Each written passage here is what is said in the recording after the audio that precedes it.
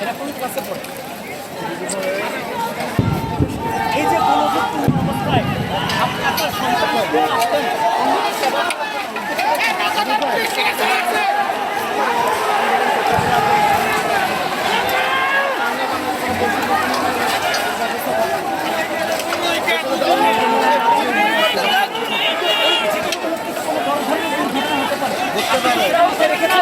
মাথা রেখে এসেছে।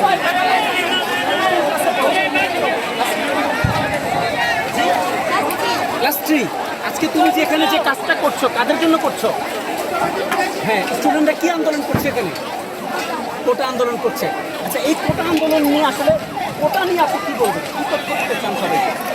আমরা চাই না বাংলাদেশ স্বাধীন হয়েছে স্বাধীন কোটার জন্য, সবাই একসাথে থাকবে, বৈষম্যমূলক কোনো আচরণ থাকবে না, এটাই স্বাধীনতার মূল উদ্দেশ্য। কিন্তু এমন উদ্দেশ্য ব্যাগত হচ্ছে একটা গুটি বয় কিছু মানুষের কাছে